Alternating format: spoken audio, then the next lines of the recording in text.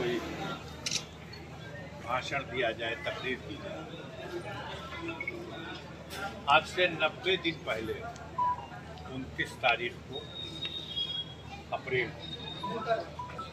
आज ठीक 90 दिन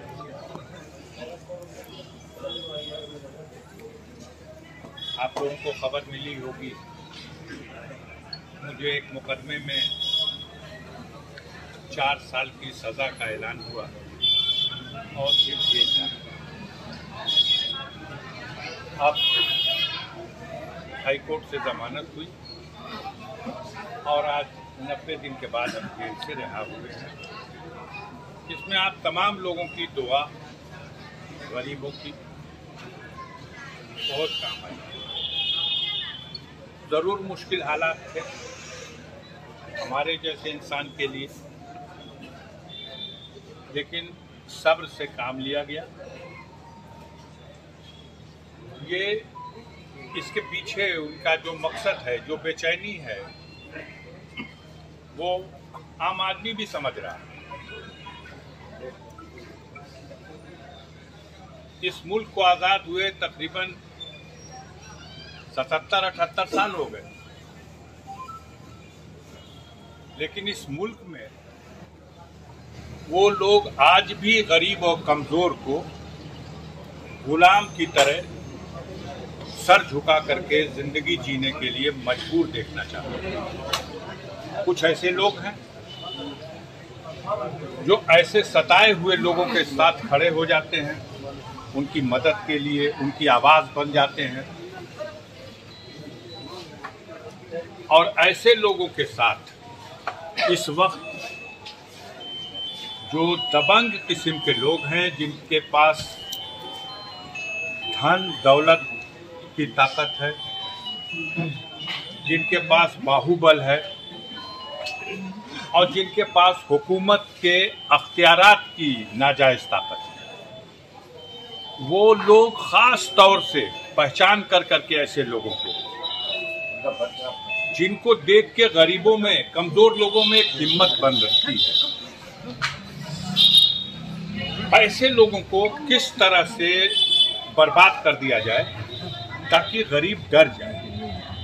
ये सारी कार्रवाई जो हुई वो सिर्फ महंगाई, भ्रष्टाचार, बेरोजगारी, महिलाओं पर हो रहे अत्याचार, इस सवाल पर कोई बात नहीं होगी। चलिए फिर मुलाकात होगी, हम भी थके हुए हैं, परिवार में भी जाएंगे, फिर अब रहेंगे। कल जुमा भी है, मुहर्रम की 9 तारीख है।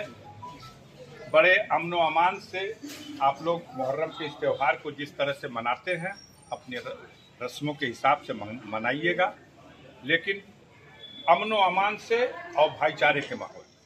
अगर सुप्रीम कोर्ट से इंसाफ मिल गया, वो सज़ा स्टे हो गई, तो हमारी सदस्यता भी बहाल हो जाएगी, और अगर वो नहीं हुआ तब उस कंडीशन में दोबारा यहाँ बाई इलेक्शन होने की संभावना है।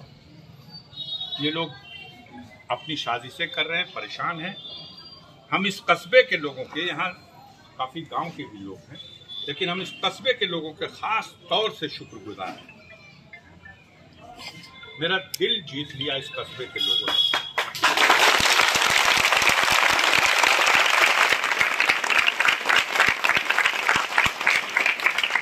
हम जब जेल गए तो सबसे ज़्यादा अगर फिक्र मुझे कोई सता रही थी तो एक फिक्र थी कि हमें बंद किया गया है 5 दिन के बाद नगर पालिका का चुनाव, और बहुत दिनों से इनका मंसूबा, इस तरह की जो ताकतें हैं। ये जिले में पिछली बार 2 सीटें जीते थे और 4 सीटें हम लोग के पास थी। सादात में और गाजीपुर सदर 2 ही सीट थी। इस बार भी इनकी 3 ही सीट है, और इस बार भी आप 4 सीट जीतने में कामयाब हो गए। और मोहम्मदाबाद में बड़े शानदार ढंग से आप लोगों ने अपने कैंडिडेट को जिता लिया। मैं इसके लिए सबको मुबारकबाद देता हूं, रईस साहब को भी मुबारकबाद देता हूं।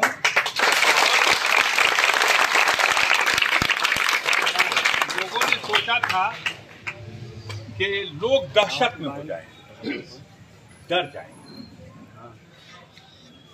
और मैं कह नहीं सकता था, लेकिन मैंने देखा कि लोग डरे नहीं। और यही आज कहना चाहता हूं कि ये सारी कार्रवाई सिर्फ गरीब और कमजोर लोगों को डरा देने के लिए है कि डर जाओ तुम गुलाम हो। और ये वो उन लोगों की है जो लोग, बात नहीं है 2-4 महीना और ये जालिम हुकूमत में बैठे हुए और उनके लोग जितना जुल्म कर रहे, कुदरत की तरफ से एक विकल्प बन गया और यकीन मानिए वो विकल्प इनकी नींद हराम कर चुका है। जो एक विकल्प तैयार हुआ विपक्षी दलों का, वो 24 में किसी भी कीमत पर ये लौट के आने वाले नहीं हैं। इनका खात्मा, इनकी हुकूमत का खात्मा होना निश्चित है। अब वो बेचैनी में, इस दौर में जितने लोगों का गला काट गए, तो हम भी अपनी एक कुर्बानी देने को तैयार हैं। कोई बात नहीं है, लड़ाई लड़ा जाएगा, आवाज मेरी दबाई नहीं जा सकती। अभी मैं जाऊंगा सुप्रीम कोर्ट। राहुल गांधी की भी जमानत तो मिल गई, लेकिन उनकी सदस्यता समाप्त हो गई क्योंकि सजा उनकी 2 साल से ज्यादा की है।